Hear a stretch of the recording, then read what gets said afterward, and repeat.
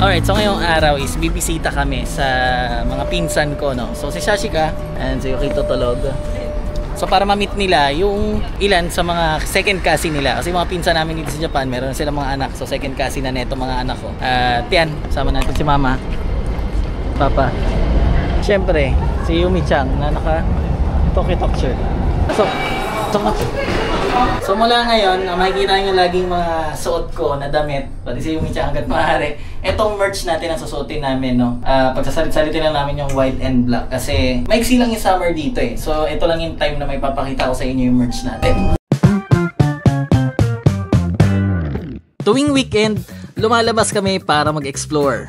Minsan simpleng lakad lang sa mga park, minsan sa mga sikat na lugar dito sa Tokyo. Ang lungsod na tinatawag na rin naming tahanan. Mahilig kaming dumalo sa mga Japanese festivals, makukulay na kasuotan, masasarap na street foods, at tradisyon na hindi mo makikita sa kahit saan. Kapag may chance, umaalis din kami ng Tokyo, sa mga katabing syudad o minsan sa malalayong lugar katulad ng Sapporo. Laging may bago na tutuklasan, laging may kwentong dala ang bawat lakad. Pero hindi lang puro gala. Sinasama rin namin kayo sa mga simpleng araw namin bilang pamilya.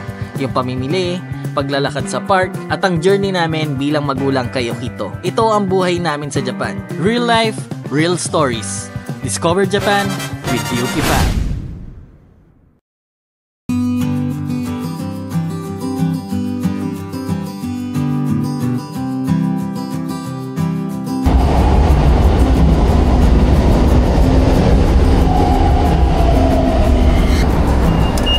Okay, so nakababa na tayo sa station.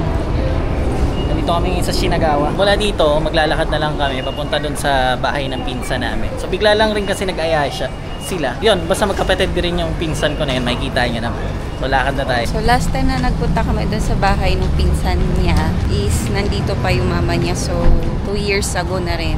Although malapit lang naman sila sa amin. Kaya lang siyempre busy yung schedule ng bawat isa sa amin, so hindi na masyadong nakakapag-meet up. Ngayon, tumawag kasi sila since nung nalaman na nandito na yung mama ni James. Nagbigay sila ng time para makipagkita. Nagkakasama-sama pagka pumupunta lang dito si Mama. Kasi syempre medyo mas may reason, no, na nandito. Kasi si Mama minsan lang nandito, kaya nagkikita-kita. Pero pag normal kasi minsan mahirap magkaayaan, gawa ng busy yung mga schedule, kanya-kanya. Pero syempre pag may bisita, minsan lang naman sila nandito, kaya nagkasama-sama. And hindi lang sila, yung mga pinsan ko na mamimit nyo, kasi dahil nga nandito sila Mama at Papa, pupunta kami or bibisita kami sa ilan sa mga kamag-anak namin dito na nakatira sa Tokyo. Hindi, ito yun, hindi. Ang hirap puntahan ng bahay ng pinsan niya kasi magkakamukha yung building nila. Kaya, hindi ba dito? Hindi, no? Hindi. Wala ko natatandaan na hagdan eh. Ito nakakalito dahil bihira lang kami magpunta dito sa kanila. Tapos magkakaparehas pa. Tignan mo naman yung mga kulay ng bahay na yan. Straight. Bricks sila eh, bricks. 7th floor, no? Kasya ba tayo sa elevator nila? Kasya. Oh! Doon ikaw sa... Dito ako. Sigang, dito ka. Sigang. Ipit ka dyan.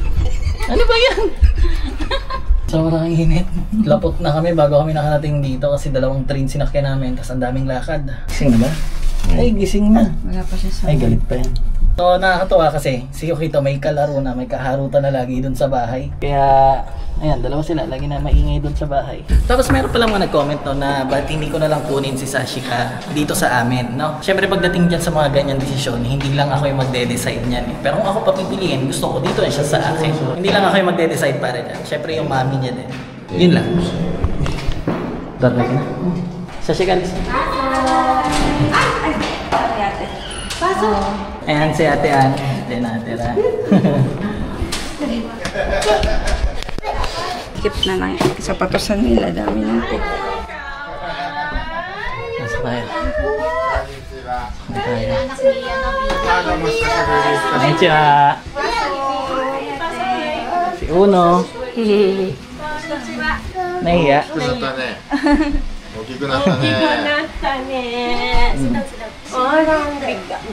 Ayan si Ate Epi. Pinsan ko rin yan.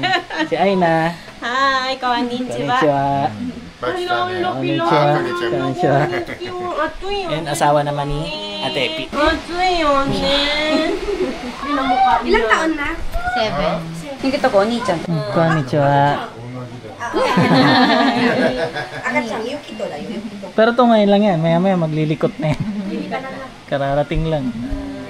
So meron kasing playroom si Uno. Ayan si Uno. Mahihain din eh. Oh. Buti pa si Uno may sariling playroom.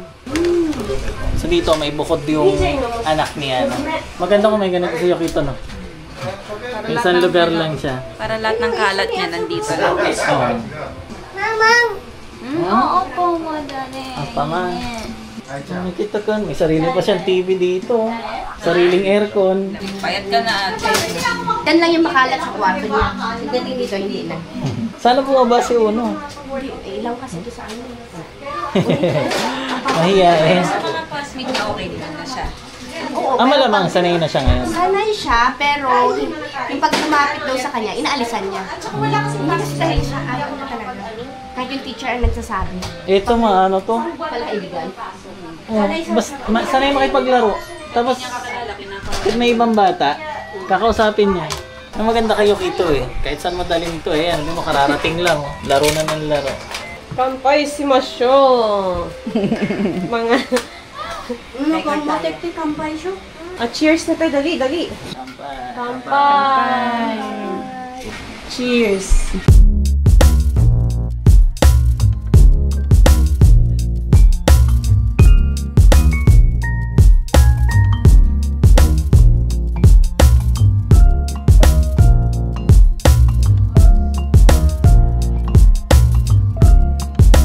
So kunyari lang yun sa akin kasi di naman ako umiinom.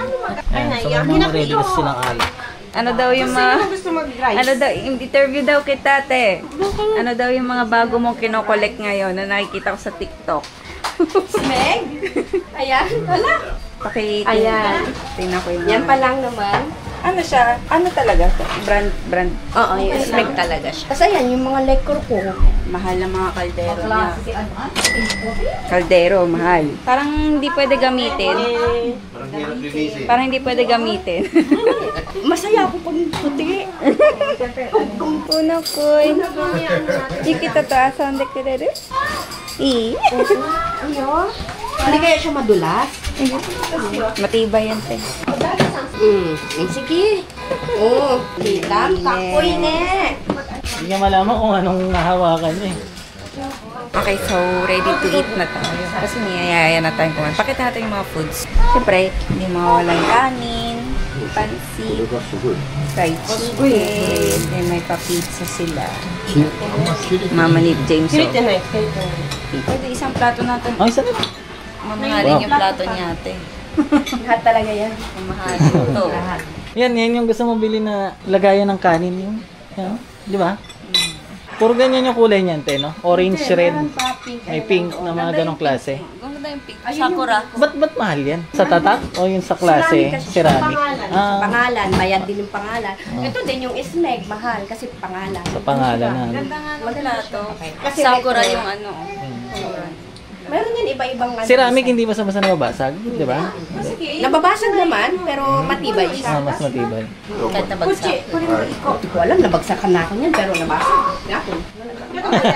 Basag din. Sayang! Oo, pero kasi matagal na kasi yan. Yung parang, ang tagal na sa akin yan. Nasa, yung iba, nasa 15 years. Sasi ka kumakain na.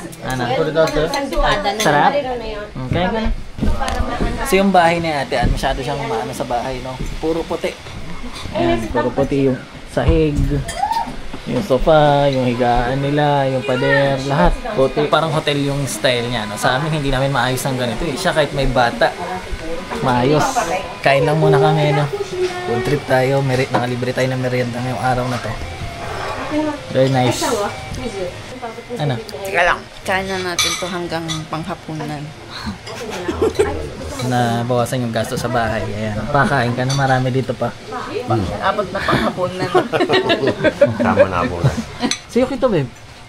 Mamaya na, hindi pa kain. Naglalaro pa. Si Yokito ay hindi na lumalabas. Pero hindi yan nilalabas yung mga laruan. Sa kwarto, nandun lang. Pero makalat na doon, babe. Makalat na. Sobrang kalat na, tinan mo. Nandiyan kasi kayo sila. Kilala mo yung alam yung pisa, diba? Yokito. Nako, lagay mo dito. Chinirite. Nako, nakaayos yan, anak. Siya, second passing na. Hmm. Si Yokito busy dito simula pa kanina. Wow! Sinang na. Sila kumakain pa din. Paano yan, Beb? Kumakain na naman tayo. Sabi, tumataba ka daw. Ano sabi mo? Dito may school dito. Ano eh? Hindi kailangan ng showman. Kailangan lang Food sa is bangko life. na May pumapasok. Ano, kumakain ka pa, oh. Eh, syempre. Pero kaunti lang kinain ko. Konti lang. Naghati lang tayo kanina sa plato mong malaki. Ito, nagda-diet ka, Beb. Pero nagda-diet naman ako. Pero hindi lang talaga pumapayat agad-agad. Siyempre, pag nanganak ka kasi, mahirap magpapayat. Lalo na working mom ako. Wala akong masyadong time mag-exercise eh. Pero nagtatry naman. Ikaw, ayaw mo na sa akin pag mataba na ako. Hindi naman. Hindi pa naman pala eh. Kaya pwede pa. So yun, tambay lang muna kami dito. Siyempre, kwentuhan, ganyan. Sila mama, siyempre ngayon na nakabalik dito sa Japan. Papa.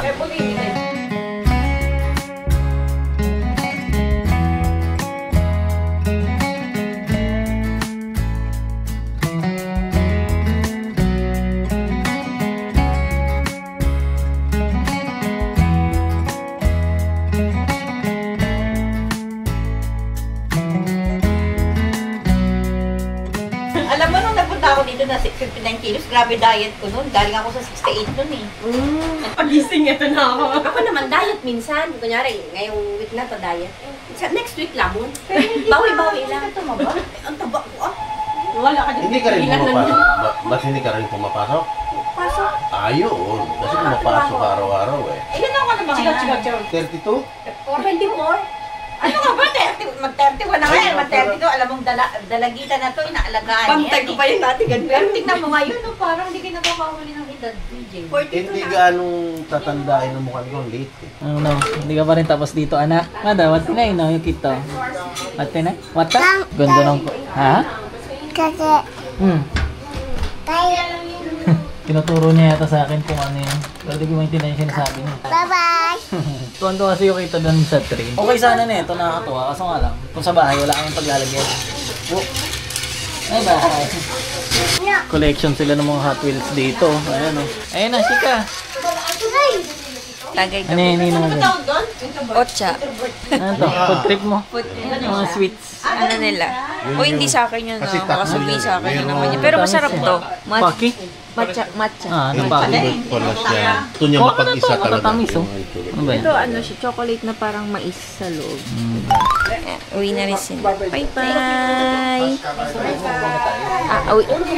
So, uwi na kami kasi 9:10 na. May pasok pa ako. Si James wala eh. Ako meron. Puyat na kami. Si Yukito mapupuyat na rin. Iwan ka na yung kita.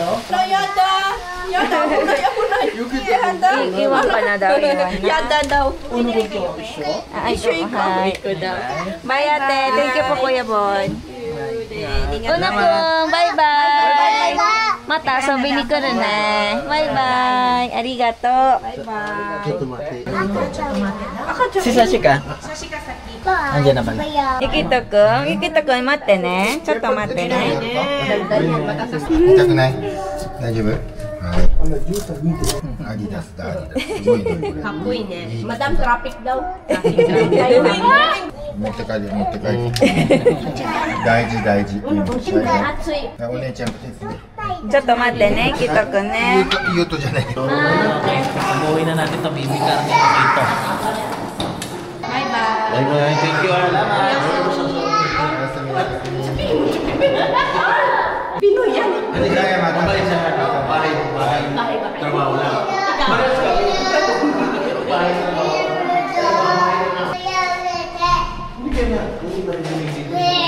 Meron pa namang isang ganun doon, Sashika, ha? Meron na. Sige na tayo. Kita mo may mumo. Layers talaga dito natin. Langkay lang. Sa 8 meron Pamatay. pinatay. ちっちゃんね Kusog. Baka maiwan tayo. Pinangyarihan siguro. Mas mura. Mura. So yan, siksik na kami. Ganon yun sila no, pag may namatay. Mas mura. Mas maganda doon bumili. Ay, nakakatakot naman. Abunay. Kag- Nagpaparamdam talaga. Ah, ay gato. Bike sila. Bye sila. Tayo lalakad. Yan na kami. Bye-bye. Ay na dyan. Bye-bye. Bye-bye. Mata Kondaneng! Alright, so hindi na ako masyadong nakakapag-video. No? Siyempre, kwentuhan, maraming kwentuhan, kamustahan sila mama at papa. Paggabi na, andito kami sa Shotengay. Shotengay tawag sa Japanese. Pero ano siya, parang... Basta pamilihan. Yun, basta mga market na gano'n. Pero... May mga ano. Wala, may festival din dito parating. Wala na masyadong tao kasi +9 na. Lakad muna kami pa uwi kasi sasakay pa kami ng isa pang train papunta pa doon sa amin. So medyo malayo yung bahay nung pinsan niya. Ay hindi, malapit lang pala. Medyo hassle lang yung papunta ng train kasi madalas kami nagbabike lang kami. Pag bike mabilis lang eh. Silang dalawa nagkakaintindihan kasi okay ba salita eh. Nagkwentuhan sila.